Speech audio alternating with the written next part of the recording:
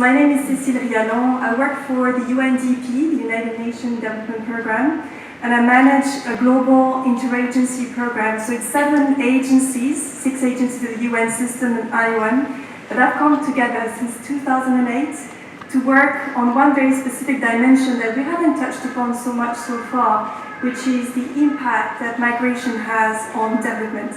And when we started our work back in 2008, we were very much focused on the role that diaspora groups and their associations had in terms of supporting, through co-development initiatives, the development of their countries of origin. And we did that work in 16 countries around the world, so that gave us a very interesting, broad perspective. And one of the very strong lessons learned that came out of this work is that, when you don't have a strong leadership and linkage with local and regional authorities, both in countries of origin and destination, the development impact that migration can have is actually quite limited. And that's why, since the end of 2012, we have been really focusing our work on local and regional authorities' role and cities' role in articulating this connection between migration and development, because we've been talking a lot about integration, but what integration for what? Of course, for the migrants themselves, but also beyond integration, we have to look into the consequences of integration for the societies, for our economies, both in origin and destination. And this is exactly this dimension that we are focusing on in the context of our global program. Indeed, I think definitely, cities are the missing link between migration and development, and that's something that we have been talking about a lot. But this has many consequences. And I think this is, of course, particularly relevant in a world of increased urbanization. It hasn't been said so far, but by 2050, it is expected that people living in cities, the number of people living in city centers will double. So this will radically change the way we have to make policies. And this is coupled with another very important phenomenon, which is increased decentralization.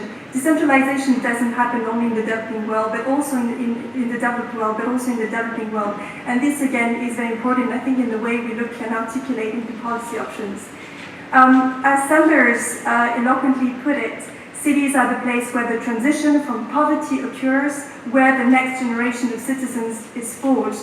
If we fail to integrate migrants in cities, this will have important consequences for our societies. And I think this is exactly what we are talking about here today, and that's very important. So what do we do as a global program? What we can say is that definitely city leaders face similar challenges, and one of them, which is very common, and we have heard of it several times already in the morning, is that they often act beyond their powers in a field which is, right now solely defined by national actors, and this is what we have to try to change.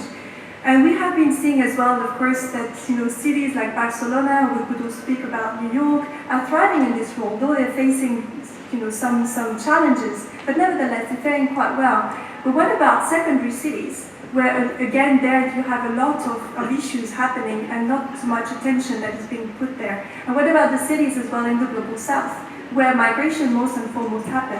And again, when we look into our priorities, I think this is something that we have to be very much attentive to. So one very important aspect is capacity building, and I think it has come out several times already. This is absolutely paramount, because what we're seeing is that a number of city leaders are not able, at this point in time, to put in place the right policies or the right strategies, because they simply do not know how. We have been speaking about the difficulty to have access to data. How can you do proper policy planning when you just don't know what is the scale or the nature of the population you're trying to deal with?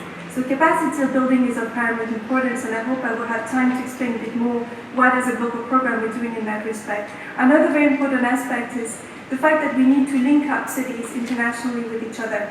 Cities are the place where innovation happens, and really there is so much that we could do to help rejuvenate the dialogue on migration that happens at the international level among governments.